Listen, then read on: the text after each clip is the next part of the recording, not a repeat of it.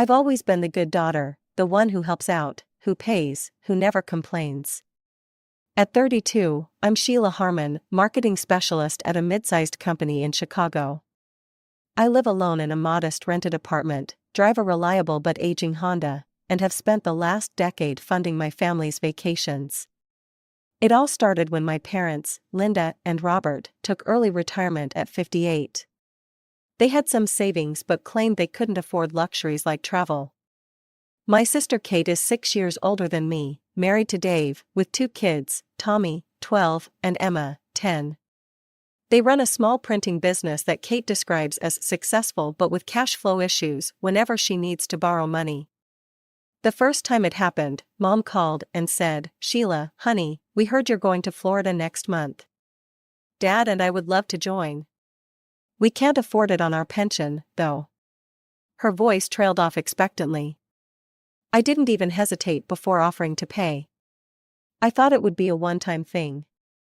But it wasn't. Every vacation after that, my parents expected me to foot the bill. Then Kate started joining with her family. The kids would love to see the ocean, or Dave really needs a break from work stress. Somehow, I always ended up paying for extra rooms, meals, and activities. Instead of relaxing, I spent my vacations watching Tommy and Emma while Kate and Dave went on date nights, or taking my parents to doctors they'd scheduled since we're in the area anyway. My sister always promised to pay me back but never did. "Business is tight right now," was her perpetual excuse. Last year, after returning from a nightmare trip to Branson where I spent most of my time in hotel rooms watching the Weather Channel with my dad or helping my mom find souvenir shops, I decided enough was enough. I needed a real vacation. By myself. My friend Jenna works as a manager at Sunset Travel Agency. When I walked into her office, she could tell something was wrong. "You look exhausted," she said, gesturing for me to sit.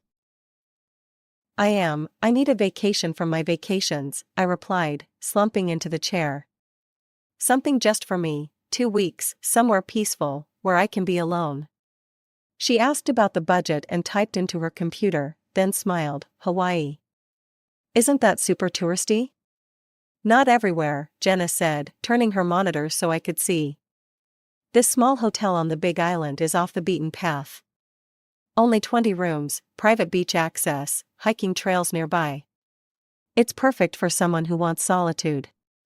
The photos showed a simple but beautiful white building surrounded by lush greenery, with the ocean visible in the distance. My heart raced with excitement. "I'll take it," I said without hesitation. That evening, I booked my flight and reserved a room for 2 weeks starting May 15th. For the first time in years, I felt genuine excitement about a trip. Then came the dilemma: tell my family or not? Part of me wanted to just disappear for 2 weeks without a word. But that seemed childish. They'd understand, right? Adults take solo vacations all the time.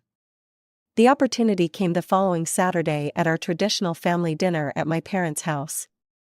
Kate, Dave, and the kids were already there when I arrived. Mom's famous pot roast filled the house with a familiar aroma that usually made me feel at home. That night, it felt strangely suffocating. We sat down to eat, and Mom launched into complaints about the neighbor's new fence. Dad talked about his golf game. Kate mentioned something about Tommy's science project. Normal family dinner conversation. During a lull, I took a deep breath and announced, "I booked a trip to Hawaii for my vacation next month." 5 pairs of eyes turned to me. "Hawaii?" Mom repeated. "That sounds wonderful. When are we going?" I stared at my plate, gathering courage. "Actually, I'm going alone. It's a small hotel in a secluded area, really peaceful and quiet." Silence fell across the table, not the comfortable kind. "Alone?" Dad's fork clattered against his plate. "What do you mean, alone?" "I mean, just me. I need some time to myself." Mom's face hardened. "By what right do you think you can go off alone, without your parents or your sister's family?" The question stunned me. By what right? "Mom, I'm 32 years old, I can decide where I go and with whom." "Selfish," Mom hissed, "after everything we've done for you." Dad leaned forward. We haven't gone anywhere for a year, Sheila. You know we can't afford it, you have to take us. Have to? My voice rose despite my efforts to stay calm. Kate jumped in, it's perfect timing. Dave and I can take 2 weeks off, the kids would love Hawaii. Were they serious? They hadn't heard a word I'd said. I stood up, my chair scraping loudly against the floor. I've already decided, I'm going alone because that's what I want and need. Mom's hand flew to her chest. My heart, you're killing your mother with this selfishness. She started wailing, what kind of terrible daughter abandons her parents? So greedy you won't even pay for our vacation. Dad pointed his finger at me, you're pulling away from this family. After everything we've sacrificed for you. Kate nodded vigorously, the kids will be devastated. They were counting on a summer trip. My head started pounding, the room spun slightly, I grabbed my purse and headed for the door. I'm leaving, I said quietly. That's right, run away from your responsibilities, Mom shouted after me. I drove home in tears, my phone already buzzing with messages. They continued all night. I turned off my phone and curled up in bed, exhausted and confused. Was I really being selfish? All I wanted was 2 weeks to myself after years of funding family vacations. The week after the disastrous dinner was hell. I went to work, came home, and tried to ignore the constant barrage of texts and calls. My phone would light up every few minutes with a new guilt trip from my family. I stopped answering after the first day, which only made things worse. By Wednesday, my sister had enlisted our cousins and even our Aunt Carol to reach out to me. Your parents are devastated, my aunt wrote. Family vacations are your tradition, why change it now? I couldn't believe how quickly they'd twisted the narrative. According to them, I wasn't an adult making a reasonable choice to take a solo vacation, I was a selfish monster abandoning my family. The following Saturday, I decided to skip the weekly dinner. I needed space to clear my head. I ordered takeout, poured a glass of wine, and was just settling in to watch a movie when my doorbell rang. Not once, but repeatedly, like someone was leaning on it. Through the peephole, I saw my parents and Kate standing in the hallway. Dad was red-faced, Mom looked like she'd been crying, and Kate had her arms crossed over her chest. For a moment, I considered pretending I wasn't home. But they'd seen my car in the parking lot. Taking a deep breath, I opened the door.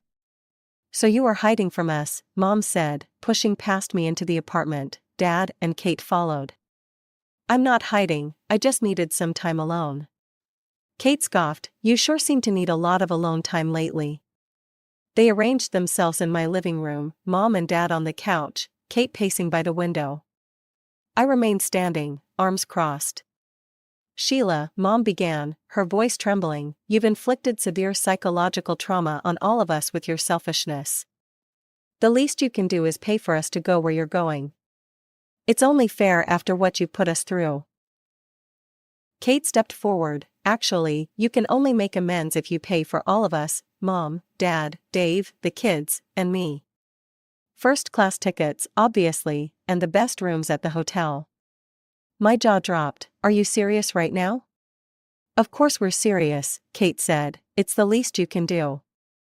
And that's when it hit me, like a lightning bolt of clarity cutting through years of fog.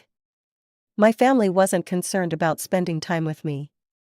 They weren't hurt by my desire for solitude.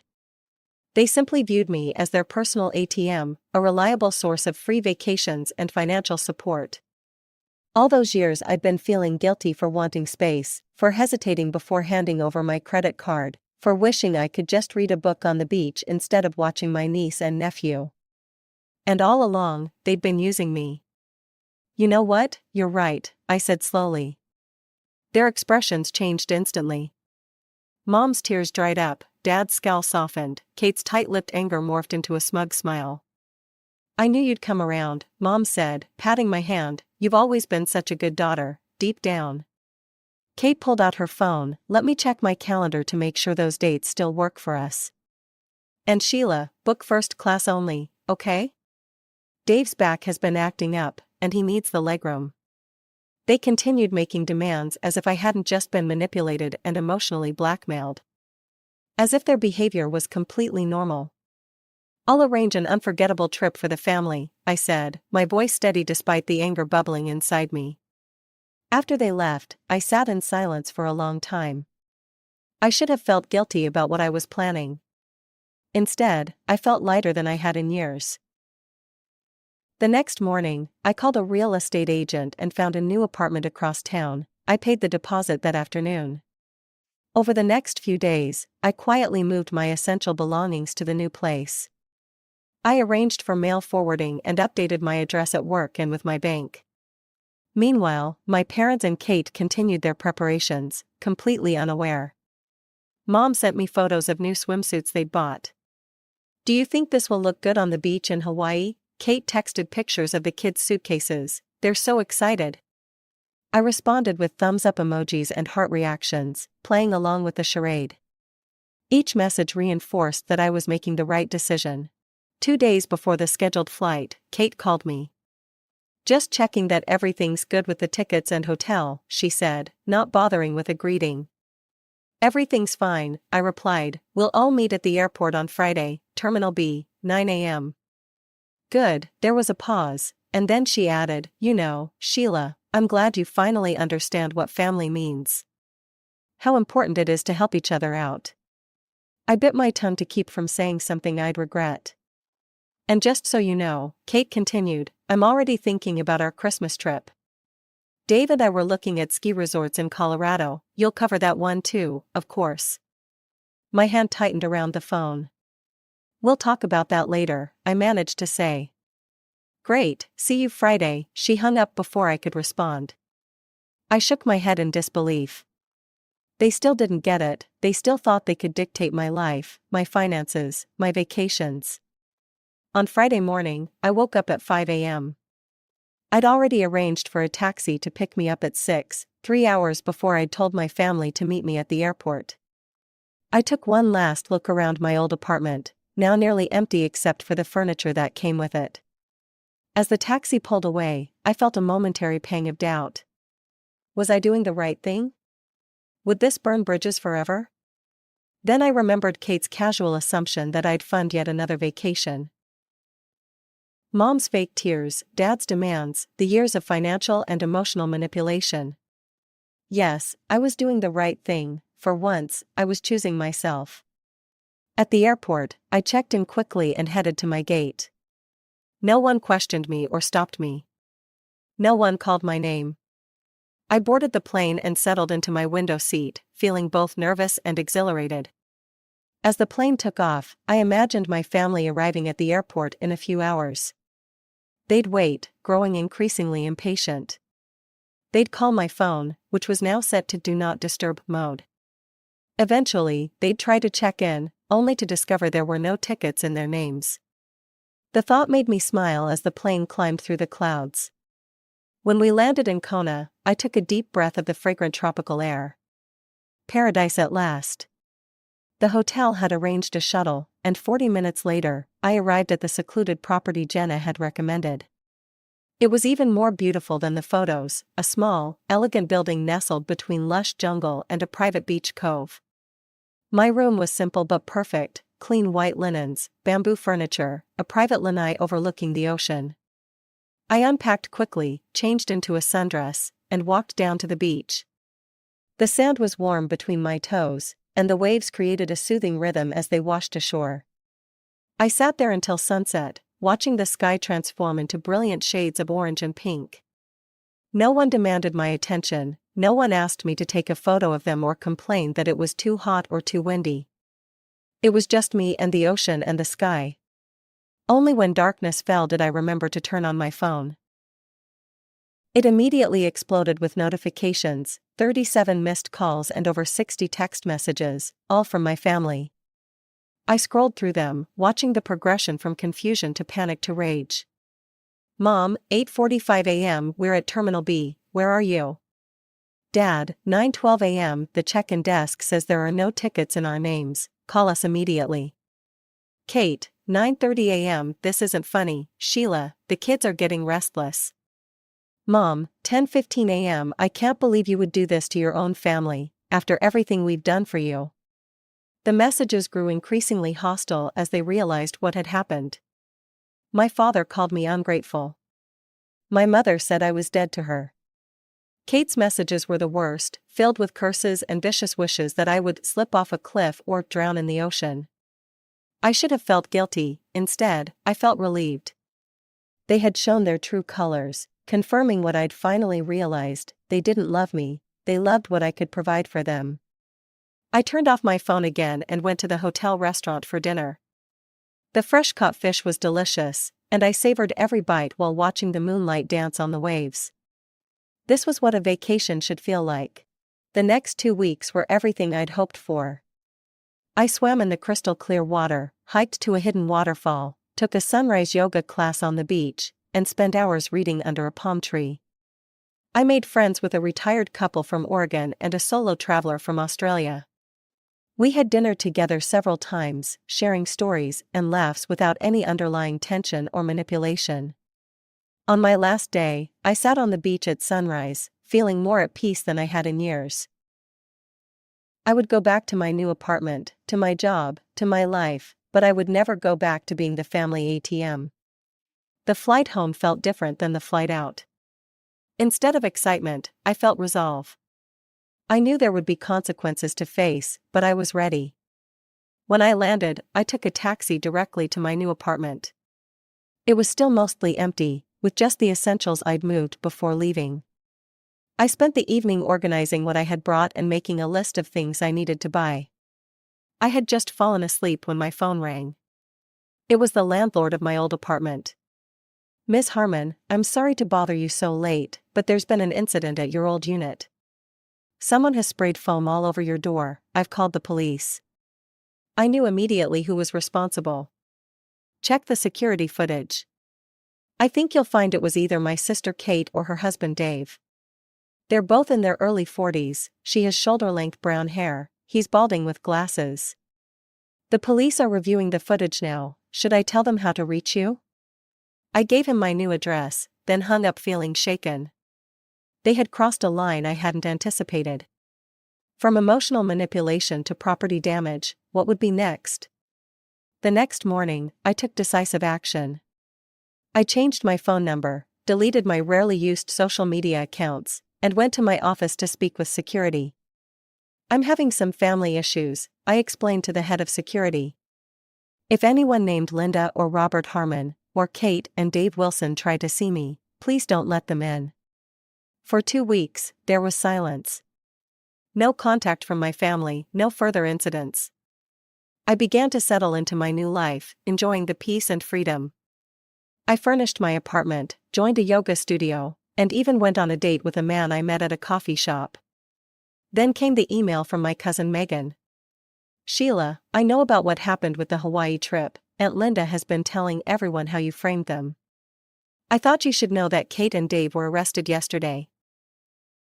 The security footage from your old apartment showed them spraying foam all over your door. They've been fined for vandalism and ordered to pay for the damages. Also, your parents are telling everyone they've disowned you.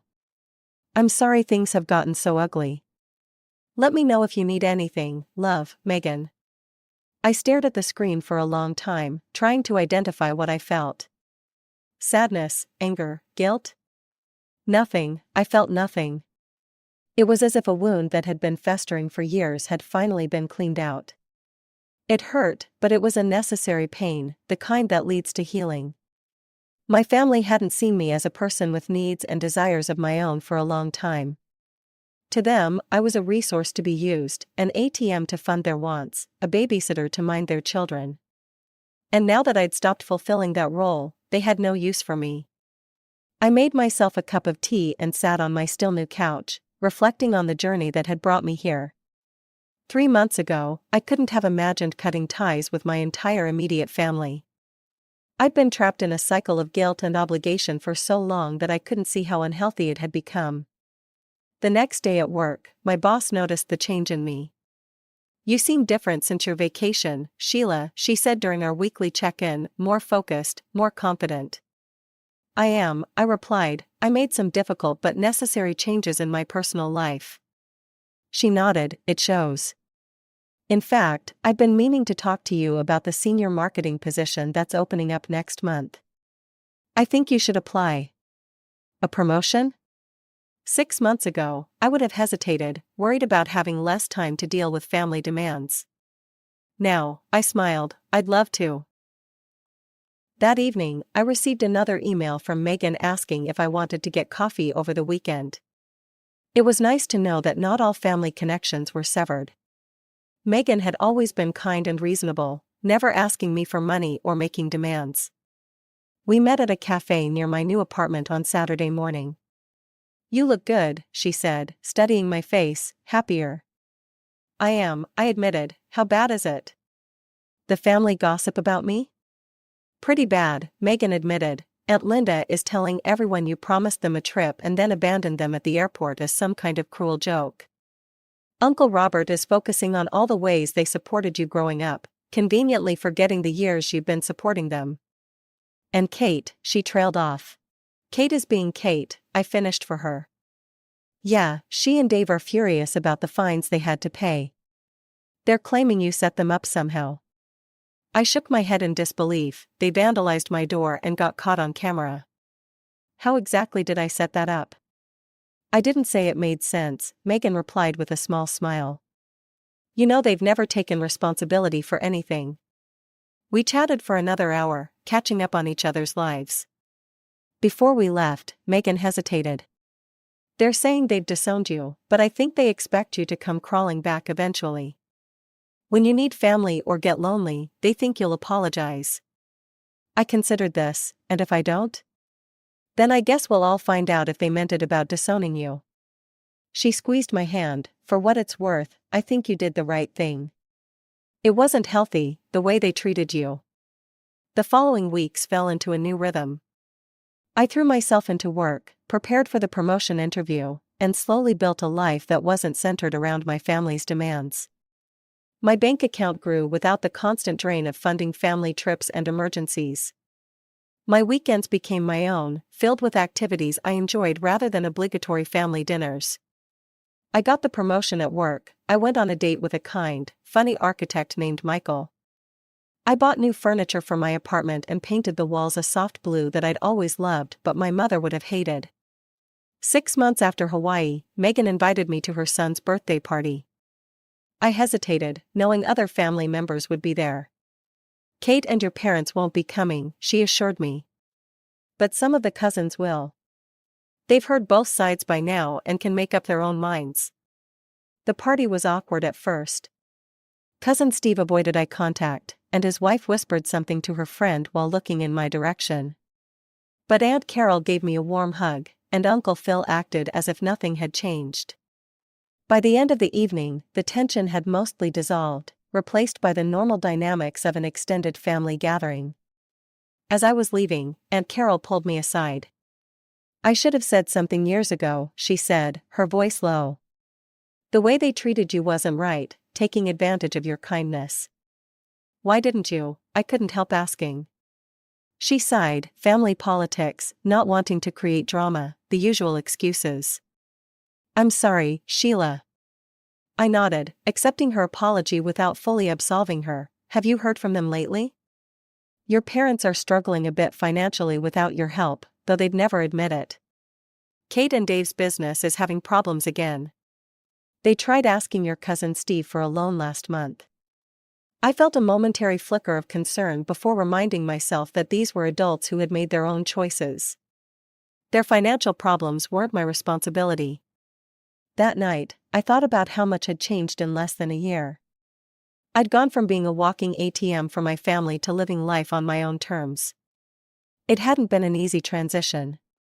There were still moments of grief for the relationships I'd lost, for the family I wished I had rather than the one I'd been given. But there was also peace. No more anxiety about checking my bank balance after a family visit. No more dreading vacations that should have been enjoyable. No more walking on eggshells to avoid triggering demands and manipulation. I received a Christmas card from Megan the following week, with a note saying she hoped I'd join them for their annual New Year's Eve party. Michael asked if I wanted to spend Christmas Day with his family. My book club planned a gift exchange for our December meeting. Life was continuing, evolving into something new, something healthier. As I placed Megan's card on my mantle, I realized I hadn't thought about my parents or Kate in days. The sharp pain of their betrayal had dulled to an occasional ache. I no longer checked my email with dread, fearing messages from them. I no longer rehearsed explanations or defenses in my mind. I was free, not just from their financial demands, but from the emotional weight I'd carried for so long. Standing in my peaceful apartment, surrounded by choices I'd made for myself, I finally understood, family isn't about blood or obligation. It's about mutual respect, support, and love, all the things I'd never really had with my parents and sister.